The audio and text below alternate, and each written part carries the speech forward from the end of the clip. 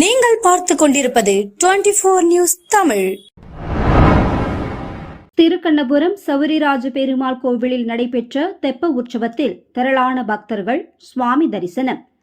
நாகப்பட்டினம் மாவட்டம் திருமருகலை அடுத்த திருக்கண்ணபுரத்தில் அமைந்துள்ள பழமை வாய்ந்த சௌரிராஜ பெருமாள் ஆலயம் அமைந்துள்ளது.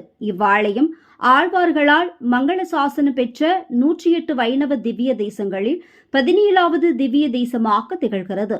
பல்வேறு சிறப்புகள் பெற்ற இந்த ஆலயத்தில் ஆண்டுதோறும் மாசிமக பெருவிழா 15 நாட்கள் நடைபெறுவது வழக்கம்.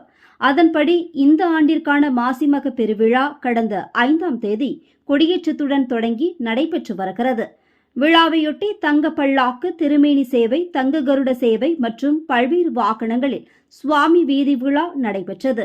விழாவில் முக்கிய நிகழ்ச்சியான தெப்ப உற்சவம் இன்று நடைபெற்றது. முன்னதாக பெருமாள் திருமஞ்சனம் நடைபெற்றது. பின்னர் ஸ்ரீதேவி, பூதேவி, ஆண்டாள், பத்மினி நாச்சியார்களுடன் சௌரிராஜ பெருமாள் தெப்பத்தில் எழுந்தருளினார். கோவிலின் எதிரே அமைந்துள்ள நித்திய புஷ்பகரணி திருக்குளத்தில் 3 முறை நூதன பங்களா தெப்பம் என்ற தெப்ப வளம் வந்தது. தெப்பத்தில் பக்தி பாடல், இன்னிசை நிகழ்ச்சி மற்றும் நாதஸ்வர இன்னிசையும் நடைபெற்றது. இதில் திரளான பக்தர்கள் கலந்து கொண்டு சுவாமி தரிசனம் செய்தனர்.